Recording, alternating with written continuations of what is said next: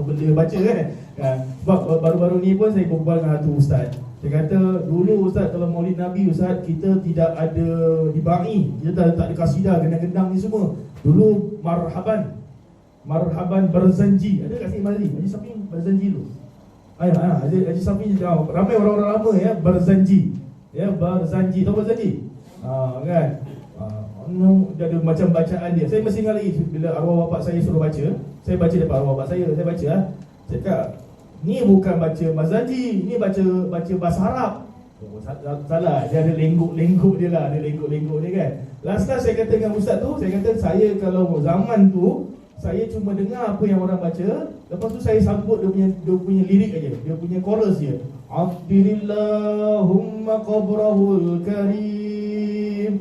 Kan? Itu je kita tahu. Yang lain pun dengar je lah.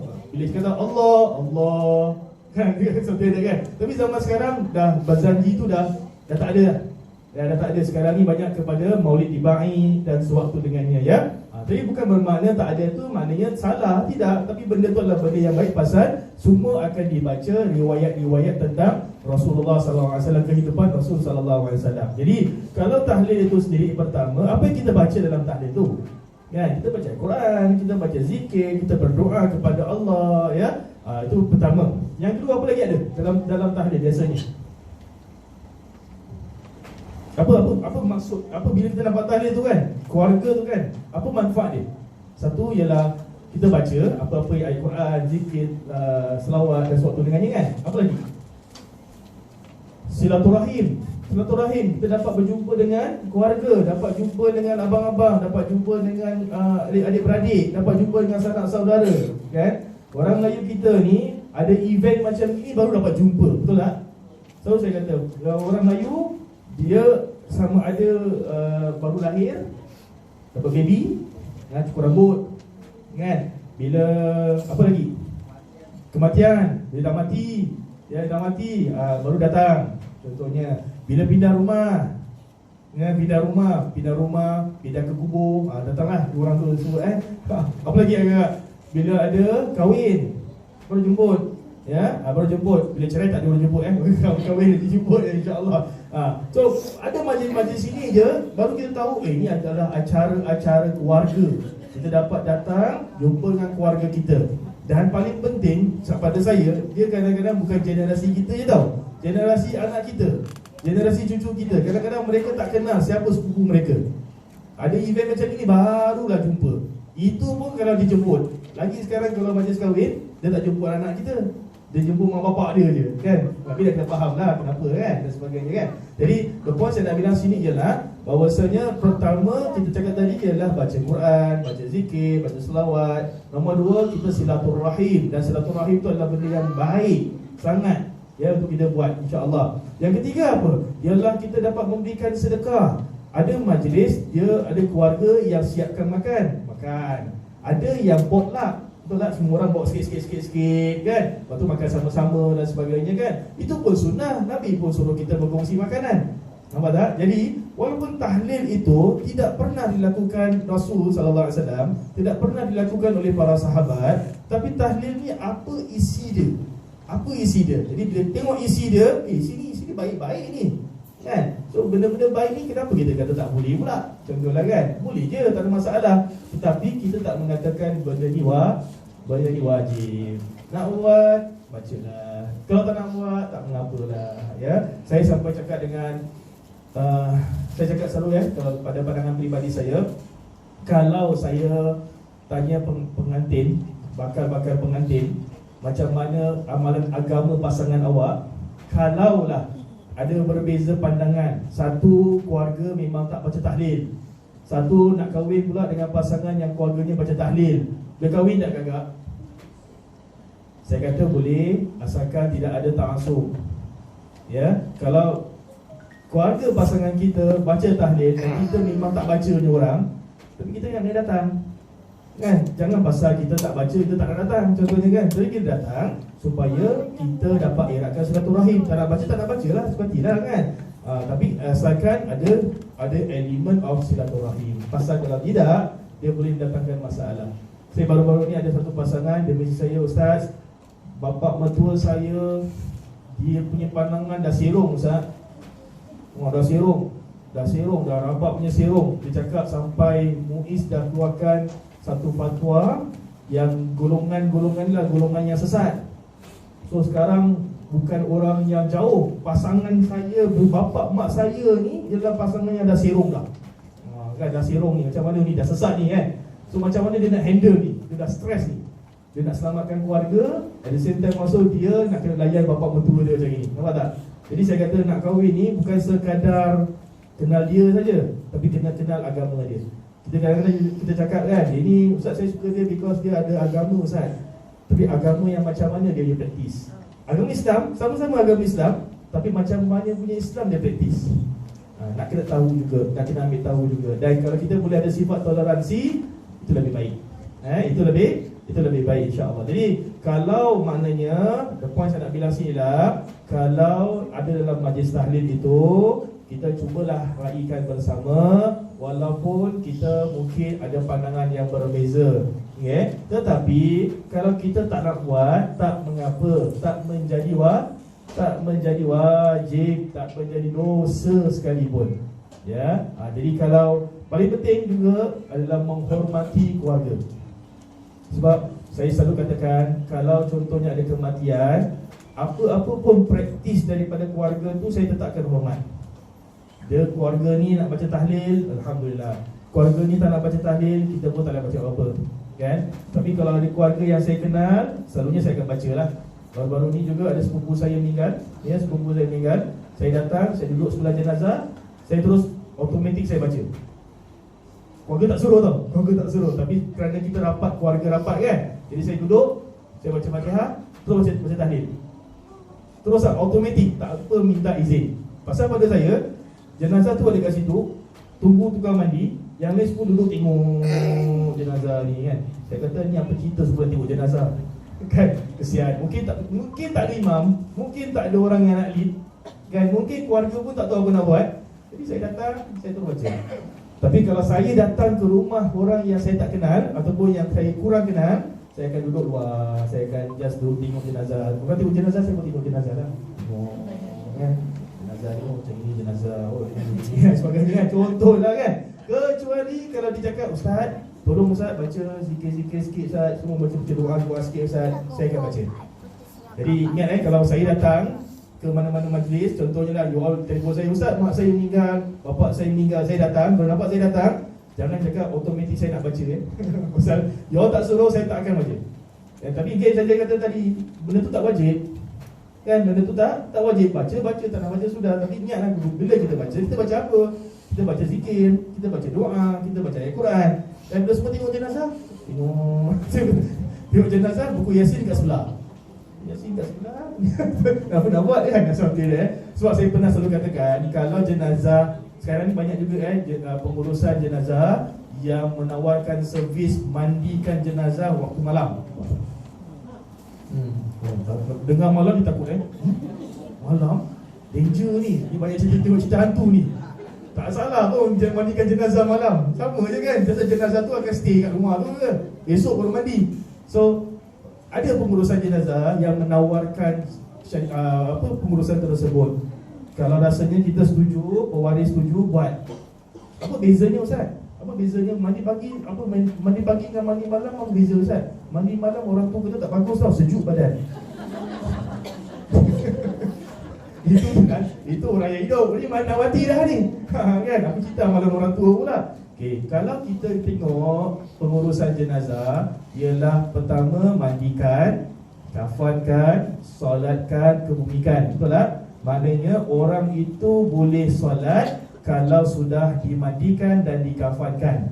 Jadi kalau jenazah itu sudah dimandikan pada waktu malam dan sudah dikafankan pada waktu malam, dah siap dah, tunggu besok kan, siapa pun yang datang boleh semayang, tak payah minta izin pun. Dah nampak kan, dah nampak kafan, dah dimandikan kan, semayang. Kenapa? Pasal setiap orang yang sembahyang, yang sembahyangkan jenazah, kata Nabi SAW, pahalanya adalah seperti gunung Uhud. So daripada kita datang tengok jenazah, macam mana jenazah tu meninggal, dan yang gitu kan, jenazah ni macam mana, macam-macam lah ya. Kita duduk sebelah isteri dia, sebelah dia, sabar aja. Boleh lah, bukan tak masalah, boleh. Tapi pada saya lebih baik juga kalau kita dapat sebuah ibadah-ibadah yang lain.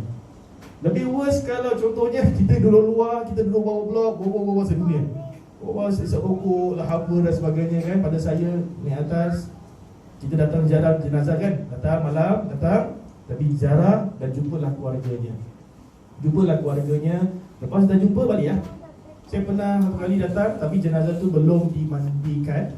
Saya datang malam, lebih kurang pukul 9 malam. Saya nampak ramai lelaki duduk bawah, saya naik atas. Saya jumpa dengan isteri dia. Saya kata, Mak Jah, salam takziah. Saya kata Pak Haji ni salam takziah, mudah-mudahan Pak Haji bersama orang yang soleh, yang baik dan sebagainya, insya-Allah. Kalau saya datang kan, saya ambil Yasin, saya baca lah. Bila saya baca, saya tengok orang-orang dah buka, saya punya tone pun naik sikit lah. Tahu, volume naik sikit lah. Pasal semua orang dah macam apa, dah automatik jadikan imam kan. Mula baca seorang, Yasin Al-Quran Hakim. Saya tengok semua dah baca, semua dah buka. Okey dah, Yasin Al-Quran Hakim, innaka laminal mursalin kan. Saya ajak, walaupun keluarga tak minta, tapi saya dah letak Yasin kat situ, saya baca lah. At least ada ibadah dilakukan. Itu maksud saya tu kan. Tapi terpulang masing-masing. Kalau jenazah meninggal waktu malam, ada yang tak nak mandikan malam, nak mandikan pagi, silakan. Cuma saya katalah, ibadah kita limited untuk kita lakukan. Tapi kalau kita dah mandikan jenazah, dah kafankan jenazah, boleh solatkan. Ustaz, kalau saya semayangkan malam, besok pagi saya datang lagi, boleh tak saya semayang lagi Ustaz? Boleh tak? Boleh, tak ada masalah. Jangan pula kata, Ustaz, semalam saya dah semayang, tak payahlah, orang semayang ya, orang semayang ya, boleh semayang lagi sebagainya. Saya pernah sekali datang kat keluarga di Clementi. Saya datang, dia kata kebetulan arwah punya family memang rapat kat 3 masjid. Masjid Tentera, Masjid Husin Sulaiman bawah, dengan Masjid Darussalam. Jadi masa saya datang tu, dia kata, semalam jemaah Masjid Husin Sulaiman dah semayangkan, jemaah daripada Masjid Tentera dah semayangkan, Ustaz Basmi pun dah semayangkan, contohnya. Jadi pagi ni Ustaz Harun pula ada. Jadi Ustaz Harun baru semayangkan pagi itulah, contohnya kan. Jadi okey lah, 3 kali lah semayangkan. Nampak tak? Jadi banyak kebaikan yang kita boleh berikan kepada yang meninggal juga. Bukan kita je, yang meninggal juga dapat kebaikannya kan. Tapi terpulang di masing-masing. Nak takut buat apa? Sama je jenazah mandi pagi dengan mandi malam, sama je. Kalau yang takut kita kalau mandikan malam. Kita yang hidup dimandikan malam, itu yang takut tu. Tapi kalau jenazah tak sama, tak ada masalah. Ya, tapi itu terpulang kepada diri masing-masing. InsyaAllah tak salah dan tak berdosa bagi sesiapa pun yang nak mandikan siang ataupun malam, insyaAllah. Yang daripada cerita yang kedua, kita dapati Nabi SAW memuji seorang sahabat yang suka membaca Qul Huwallahu Ahad. Jadi penyakit macam mana tahu? Dia akan baca Qul Huwallahu Ahad dahulu, baru dia akan baca surah lain. So dia akan baca 2 surah dalam 1 rakaat. So kadang-kadang kita kata panjangnya, lecehnya, kenapa nak kena buat 2 surah kan dalam satu solat? Tapi Nabi SAW memuji sahabat tersebut, bahkan mengatakan disebabkan dia cinta kepada surah Al-Ikhlas, dia dapat masuk ke syurga. Ni orang yang cinta. Tapi kadang-kadang kita ni bukan cinta, itu je surah kita tahu je Ustaz. Macam mana Ustaz? Memang itu je Allahu Ahad. Saya memang ikhlas dalam baca Quran Ustaz. Kan? Maaf ya. Tapi kalau itu je surah yang kita tahu, tu baiklah. Kan? Ada pernah isteri jumpa saya, Ustaz, boleh ke Ustaz suami saya jadi imam tarawih 8 rakaat? 8 rakaat ni. 8 rakaat dia baca ikhlas Ustaz. Tak ada baca surah lain Ustaz. Boleh ke Ustaz? Saya kata, bolehlah Mak Jah, dah bagus Pak Haji tu dah jadi imam. Dah bagus Abang Haji tu nak buka suara walaupun dia ikhlas. 88 surah. 88 surah. Nasib baik 8. Kalau dia sembahyang tarawih 20 rakaat, 20 rakaat ikhlas. Memang ikhlas dah. 20 kali ikhlas satu malam kali biasalah 8 kali surah ikhlas malam kali 30 malam. Wow. Berapa ribu ikhlas dia baca satu tahun. Kalau itu je yang dia mampu, okeylah. Asalkan dia dapat sembahyang, tak salah tak menjadi masalah pun. Ya, ingat surah tadi pun saya dah share dalam kelas solat sunnah. Surah yang pendek tapi sempurna lebih baik daripada membaca ayat tetapi tak sempurna. Qul huwallahu ahad, walaupun 3-4 ayat, tapi kita sampai habis walam yakul lahu kufuwan ahad, tip-top.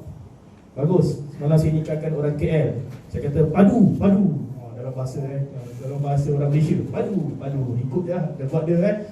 So kalau dia baca surah Al-Ikhlas, Qul huwallahu ahad sampai walam yakul lahu kufuwan ahad, dah bagus dah. Alhamdulillah. Jangan nak tukar-tukar. Tiba-tiba Alif Lam Mim lah, Yasin lah, Shad lah. Betul-betul ada satu ayat kan, Shad, Allahu Akbar, Iswad, Qaf, Allahu Akbar. Boleh Ustaz? Memanglah boleh, tapi janganlah begitu sangat kan. Surah yang pendek tapi sempurna is okay. Abang, don't worry bang. Kakak cakap macam mana pun, just be yourself. Abang ni dah 10 tahun kahwin, ikhlas. Bila abang nak baca surah lain? Contoh kan, abang cakap balik dengan dia, dah bagus aku baca ikhlas tu. Kau tengok suami orang sebelah pun mesti campur kan. Suami kau tengok orang suami sebelah tak baca langsung. Contohnya kan, tak payah macam gitu kan. Tapi kalau kita dah boleh baca terus, tak ada masalah, okey. Tapi kalau boleh tambahlah surah lain kan. Selalu saya kata, kalau satu hari abang dah 10 tahun baca surah Al-Ikhlas, sekali hari tu abang baca Qul ya ayyuhal kafirun. Itulah nikmat yang paling besar bagi kakak. Ustaz, selepas 10 tahun kahwin Ustaz, ternyata keluarlah surah baru Ustaz, Qul ya ayyuhal kafirun. Kan? Tapi bila dah ada Qul ya ayyuhal kafirun, nak kira confident. Kadang-kadang tak sampai-sampai. Qul ya ayyuhal kafirun la a'budu ma ta'budun wa la antum a'biduna ma a'bud wa la ana a'budu ma abattum wa la antum a'biduna ma a'bud wa la ana a'budu ma abattum. Kakak yang kat belakang, subhanallah. Tahulah first time baca Qul ya ayyuhal kafirun, tak payah nak ulang-ulang balik sangat. Kan? Jadi kalau dah confident, okey. Cuba. Saya pun tengah nak cuba pribadi nak cuba push diri saya. Kalau saya dapat jadi imam, saya nak baca surah like surah Al-Waqi'ah, surah Al-Muluk. Nak cuba. Saya tak cuba tak tahu. Belum try belum tahu. Cuba dulu. Ya, tapi cuba di rumah. Kan, di rumah. Saya kalau nak cuba, saya takkan cuba dekat masjid dulu. Saya akan cuba di rumah tempat latihan kita. Kan, jangan pula abang-abang cakap, Ustaz, saya kalau dekat rumah memang Qul huwallahu ahad Ustaz. Kalau saya imam kat Darussalam, barulah surah-surah lain keluar. Banyak surah. Testing dulu kat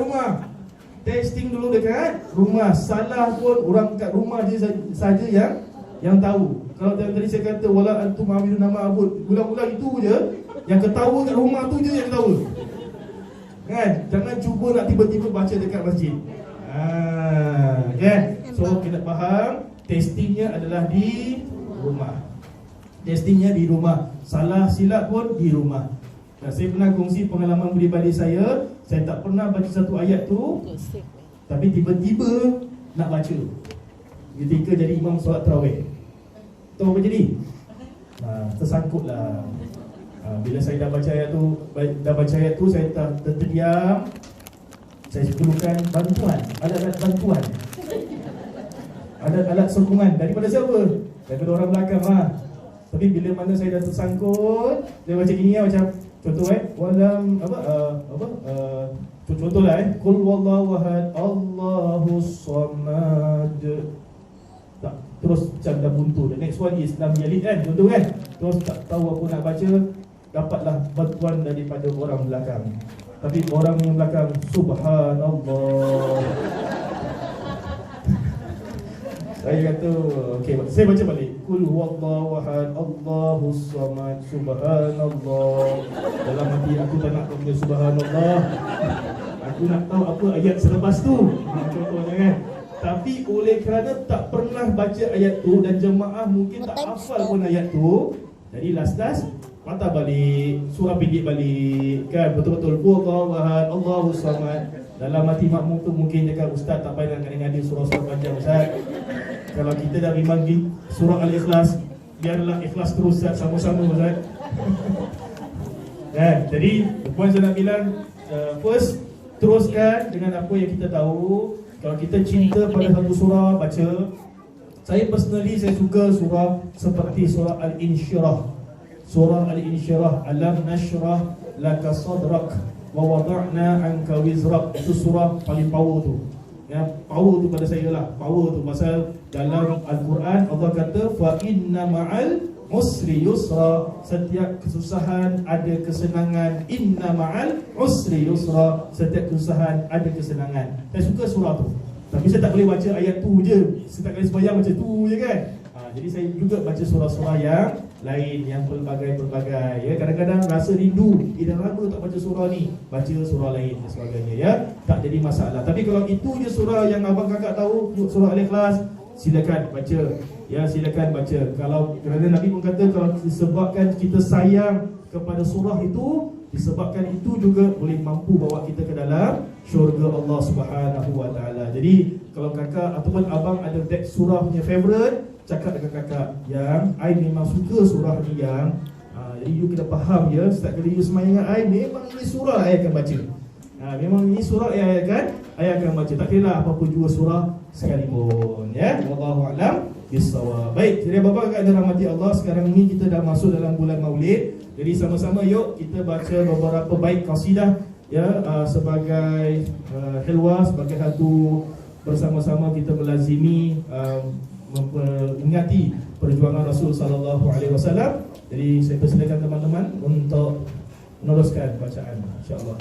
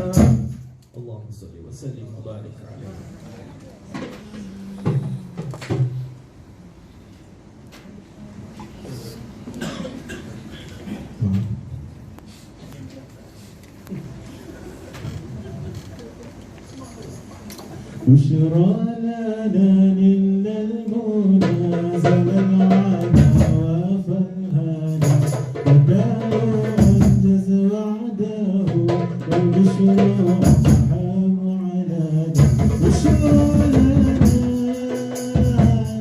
نلنا المنى زل العنا وفرهانا والدار أنجز وعده والبشر أصحاب عنانا والدهر أنجز وعده والبشر أصحاب عنانا يا نفس طيب باللقاء يا عين لأعيننا يا نفس طيب باللقاء يا عين لأعيننا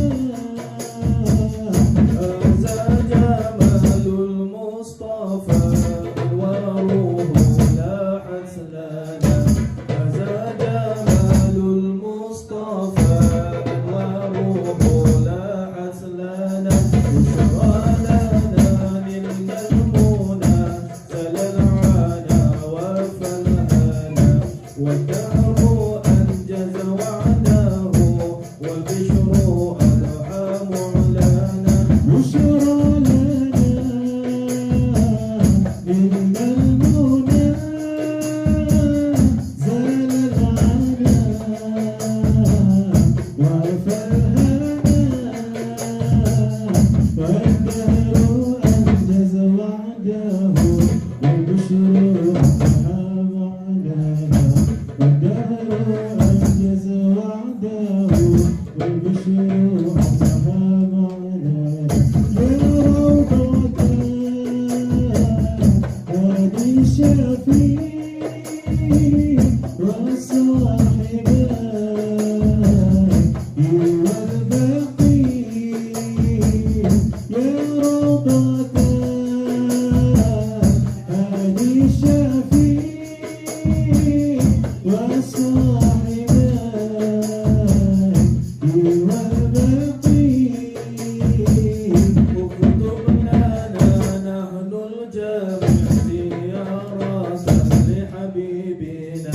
اكتب لنا نحن الجميع زيارة لحبيبنا مولاي صل وسلم دائما أبدا على حبيبك خير الخلق كلهم مولاي صل وسلم دائما أبدا على حبيبك خير الخلق كلهم محمد أشرف العرب والعجم محمد خير من يمشي على قدم محمد بسط المعروف جامعه محمد صاحب الإحسان والكرم محمد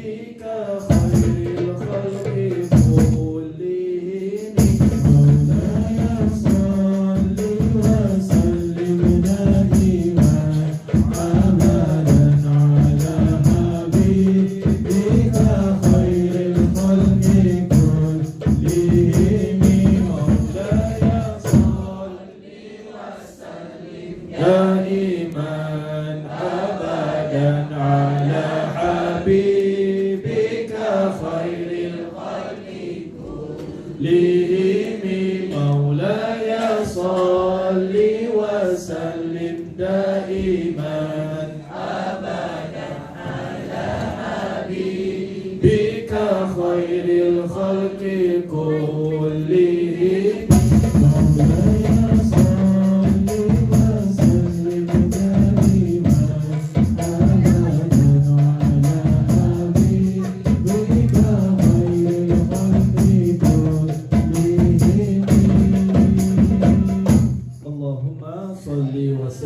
Barik alaihi wa ala alihi. Wabarakatuh teman-teman dirahmati Allah Subhanahu wa taala. Seperti mana yang tadi kita tahu, kita sudah ataupun kita masih ada dalam bulan Rabiul Awal. Saya galakkan semua ya untuk bersama-sama dalam pelbagai majlis yang diadakan di Merata Singapura, dan terutama sekali bawalah anak-anak cucu kita bersama supaya mereka pun dapat walaupun dengan baca selawat kan, mungkin adik mereka kat rumah digendang-gendang ke apa kan, kasih mereka bawa sendiri ya, supaya mereka suka dengan suasana-suasana tersebut, mereka suka untuk membaca selawat, mereka suka untuk mendengar selawat. Itu yang kita harapkan. Kalau kita sebagai ayah dan ibu yang naklah kan, ada ayah dan ibu tak nak anak-anak dia baca selawat, so kalau tak nak lah, tapi kalau nak adalah satu pilihan yang baik untuk kita sama-sama hiburkan insya-Allah ya. Kita pun nak dunia pun kita nak, akhirat pun kita nak kan. Kita nak happy pun kita nak, new boss pun kita nak, exist pun kita nak, akan datang, search pun kita nak ya. Gegar berganza pun ada minggu depan ya, akan datang insya-Allah. Semua akan datang, suka mak ya. Gegar berganza semua ikut ya kan. Semua ada. Kita pun nak benda tu, tapi kita pun nak juga lagu-lagu nyanyian-nyanyian yang berkaitan dengan akhirat insya-Allah ya. Wabarakatuh dirahmati Allah Subhanahu wa taala. Sebagai penutup, ada beberapa soalan yang diberikan kepada saya. Pertama adalah berkenaan solat subuh. Ya, berkenaan dengan solat subuh, ditanyakan pada saya, Ustaz, saya bangun lambat, saya bangun lewat, bilakah saya boleh mula solat subuh? Bilakah saya boleh mula solat subuh? Soalannya adalah demikian. Jawapan saya adalah, ada dalam hadis Nabi SAW berkata ataupun yang bermaksud, yang kita boleh faham daripada hadis tersebut, bahawasanya kalau kita bangun lalu sudah siang, maka kita boleh terus melaksanakan solat subuh. Itu adalah awal waktu kita. The next question, adakah itu qada ke adaan? Jawapannya adalah adaan. Pasal dia memang tak bangun, memang tak sedar, memang dah tidur matilah. Macam kita kan, tidur matilah, bunyi apa pun dia tak bangun lah, contohlah kan. Jadi susah. Dan kalau dia bangun, contohnya pukul 7.30, contoh ya, kita tahu syuruk lebih kurang pukul 7. Kita bangun pukul 7.30, dia bangun pukul 7 suku. Soalannya ialah, Ustaz macam mana Ustaz solat subuh saya ni Ustaz?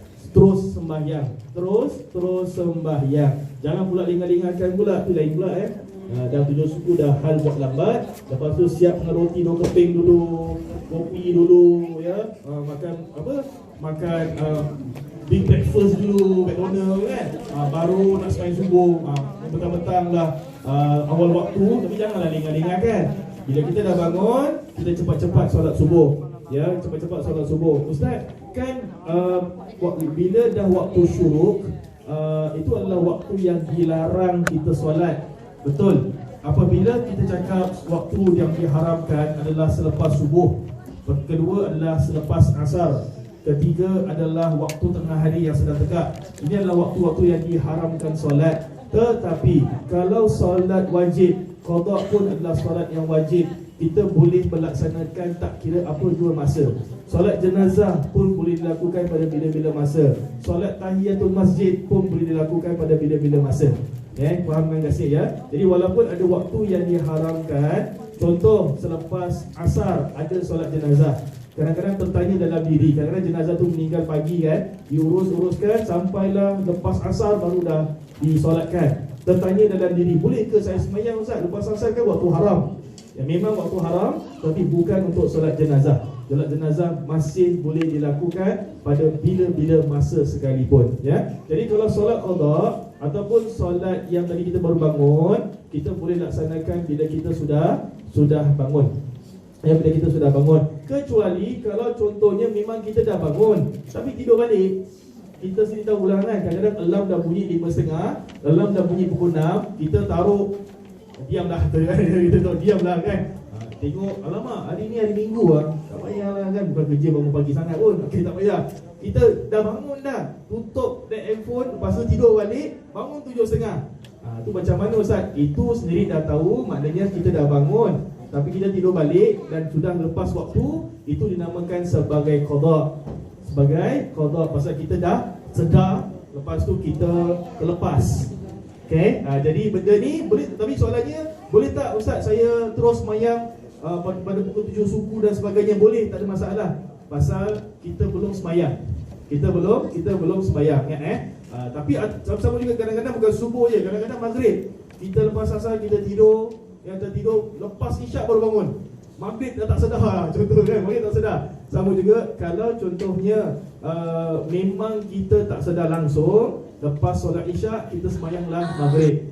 Ya, itu bukan qada, hanyalah semayang biasa kerana kita dah tertidur. Tapi kalaulah kita memang sengaja tidur, dah tahu dah dekat maghrib, kita sengaja tidur, ya, kita sengaja tidur, bangun pula lambat, maknanya kita dah sengaja, tapi tetap mesti dilakukan selepas solat isyak, tapi itu dinamakan sebagai qada. Ya, qada tu maknanya solat yang kita buat di luar waktunya, itu adalah qada. Ya, itu adalah qada. Jadi kalau contohnya untuk soalan tadi ialah berkenaan dengan solat subuh, maka boleh tak kita laksanakan? Jawapannya boleh. Ya, boleh, teruskan aja semayang, jangan tak semayang ya. Jangan tak semayang walaupun itu adalah solat subuh. Soalan nombor 2 adalah berkenaan suami, dia ada sepasangan suami isteri. Pasangan suami isteri ni memang ada masalah, lepas tu mereka hidup sendirian. Status masih tetap bergelar sebagai suami isteri. Walaupun dia cakap, Ustaz, suami tak kasih nafkah, Ustaz. Suami tak kasih nafkah, suami tinggalkan saya, suami tak tinggal tak ambil hirau pasal saya dan sebagainya. Tetapi diorang masih status sebagai suami isteri.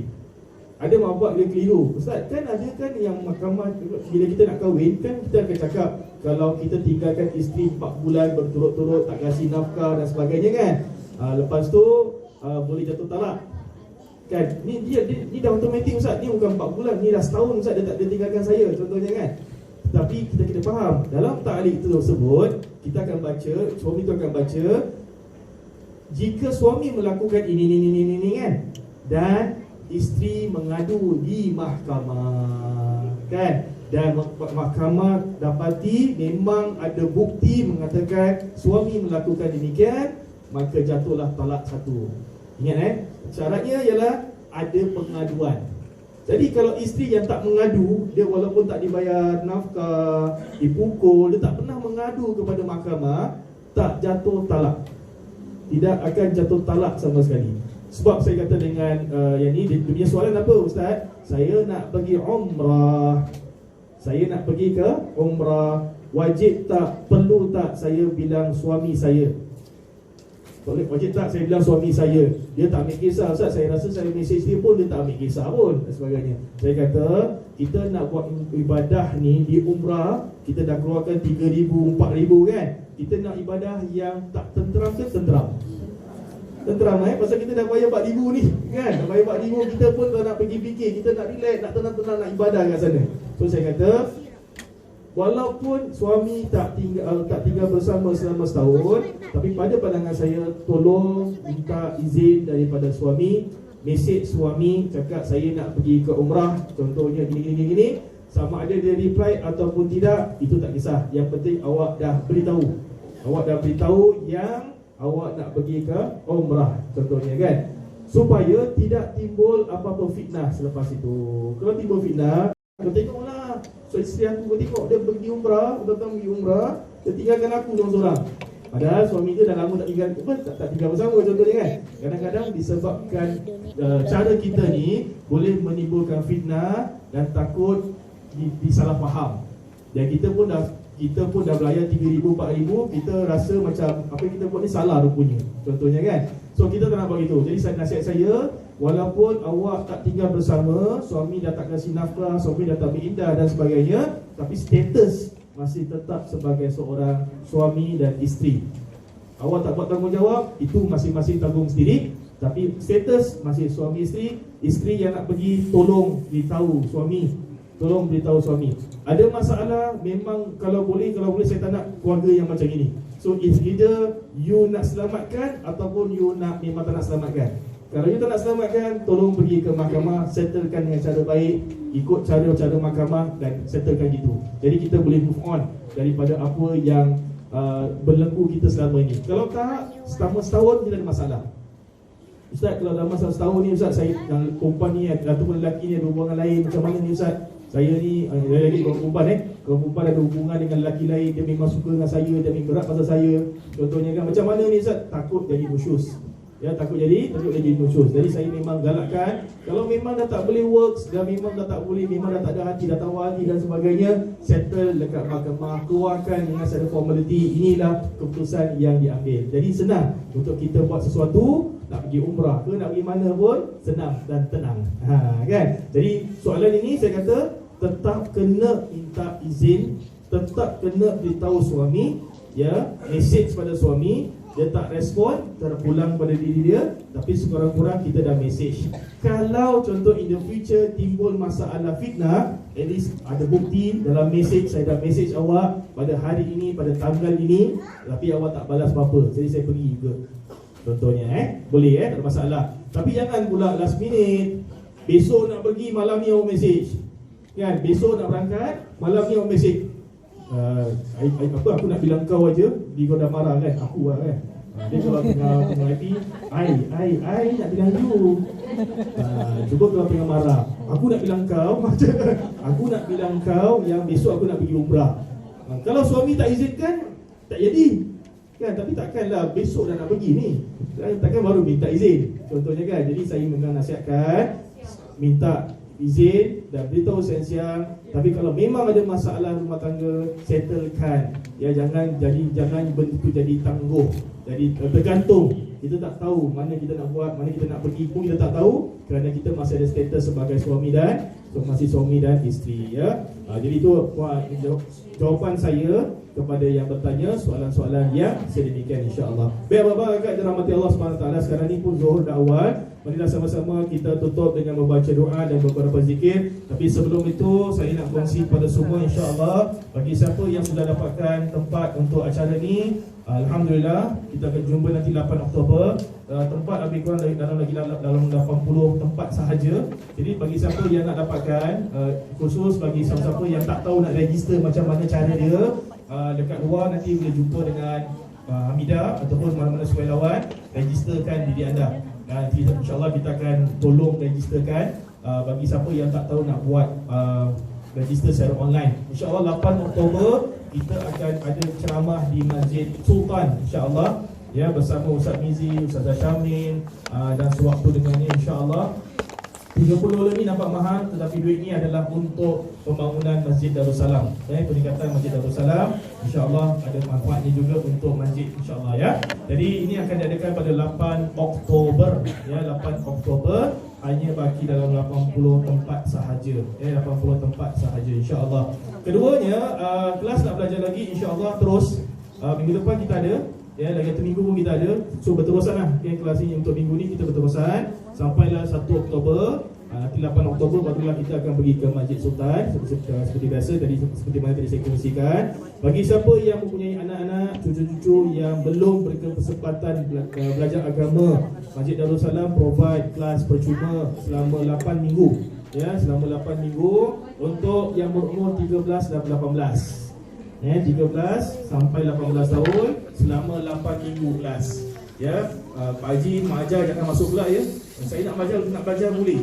Kalau nak belajar Fardu Ain, belajar kelas lain. Tapi ini khas untuk anak-anak kita, ya, anak-anak kita, cucu-cucu kita berumur 13 sampai 18. Boleh register kelas percuma, kita start minggu depan, insya-Allah. Ya, start minggu depan.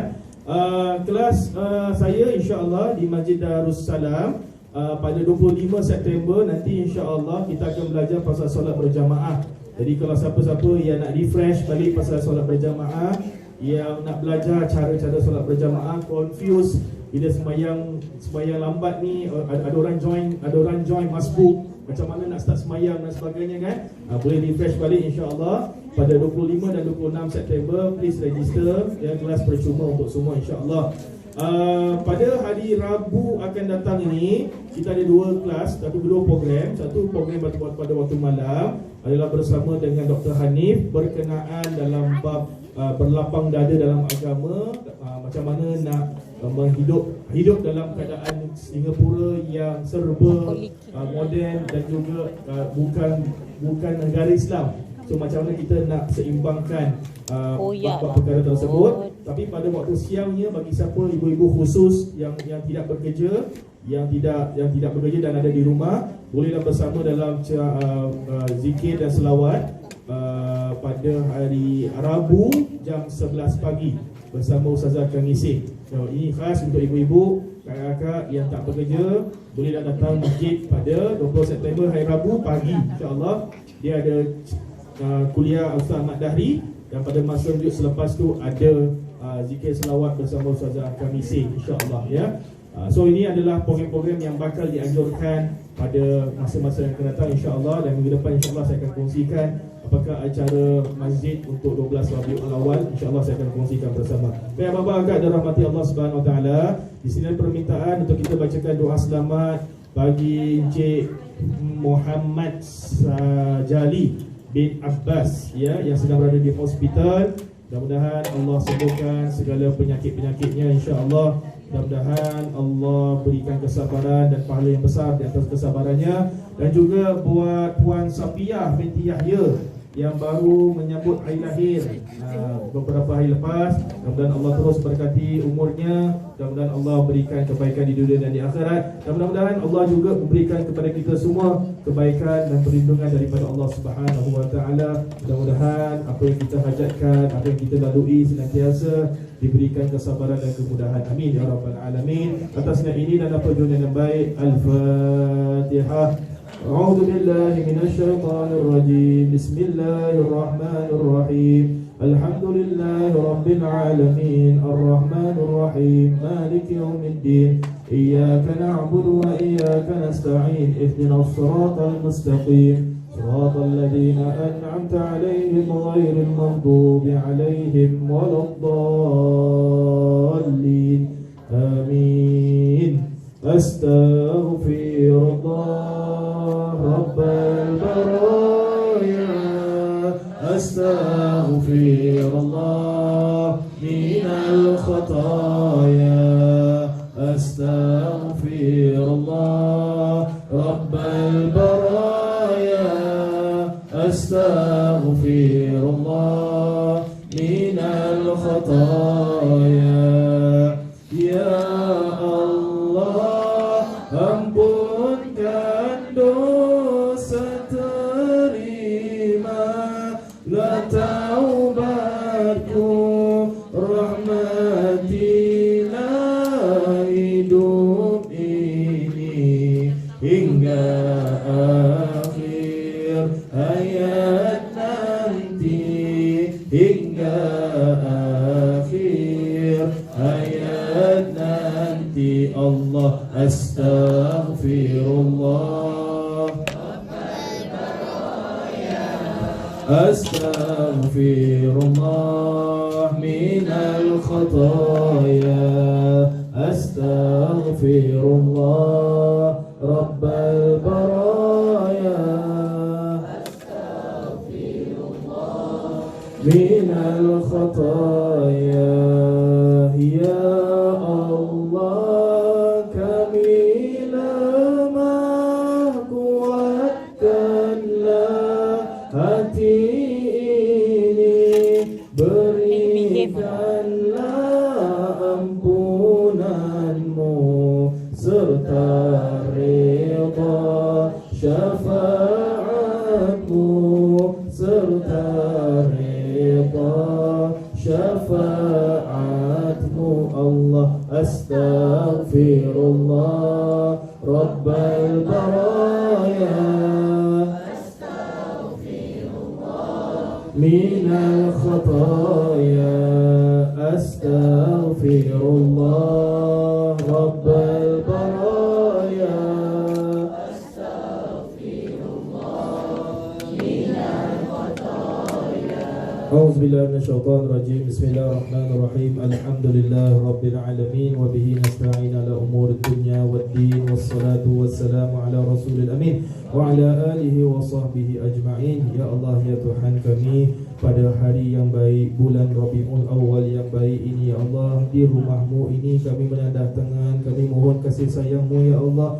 Kami mohon pengampunanmu ya Allah. Ampunkanlah segala kesalahan dan kesilapan kami ya Allah. Ampunkanlah segala dosa-dosa kami ya Allah, sama ada dosa-dosa yang kami sengajakan ataupun tidak, sama ada dosa-dosa yang kami sedar ataupun tidak ya Allah. Ampunkanlah segala kesalahan dan dosa-dosa kami ya Allah. Sesungguhnya Engkau lah yang Maha Pengampun, Engkau lah yang Maha Pengasih, Engkau lah yang Maha Penyayang ya Allah. Ya Allah, ampunkanlah juga dosa ahli keluarga kami, dosa-dosa anak-anak kami, dosa-dosa pasangan kami, dosa-dosa ibu ayah kami ya Allah. Rahmatilah mereka, sayangilah mereka seperti mana mereka telah memberikan kasih sayang kepada kami sejak kami kecil lagi ya Allah. Ya Allah, ibu ayah kami yang masih ada, panjangkanlah umur mereka, berikanlah pada mereka kesihatan dan kekuatan ya Allah. Ibu ayah kami yang telah meninggal dunia, ampunkanlah segala dosa-dosa mereka, tempatkanlah mereka bersama orang-orang yang saleh dan yang salihah.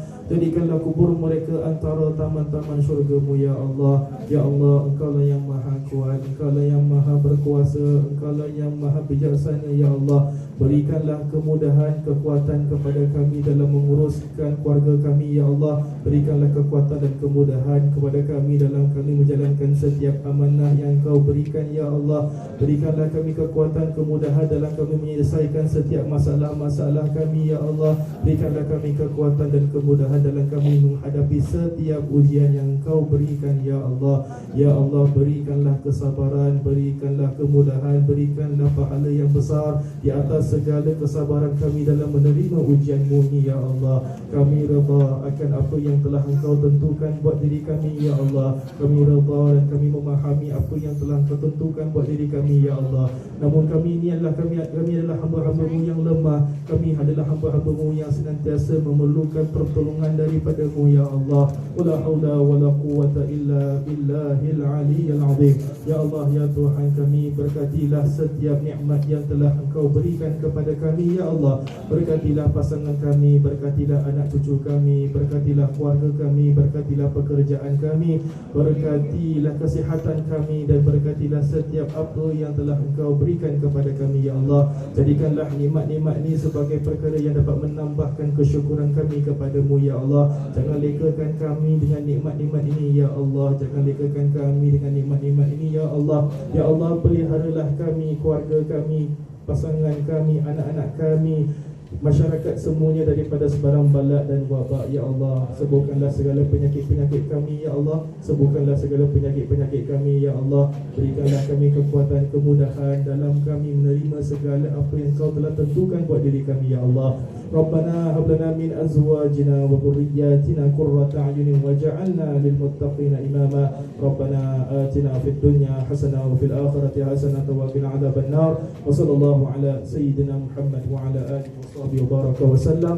Walhamdulillahi rabbil alamin. Subhanakallahumma wa bihamdik asyhadu an la ilaha illa anta astaghfiruka wa atubu ilaik. Bismillahirrahmanirrahim. Wal 'asri innal insana lafi khusr illa alladziina amanu wa 'amilus shalihat wa tawassaw bil haqq wa tawassaw bis sabr. Terima kasih semua. Kita jumpa pada minggu depan. Mohon maaf jika ada sebarang kekurangan. Wassalamualaikum warahmatullahi wabarakatuh.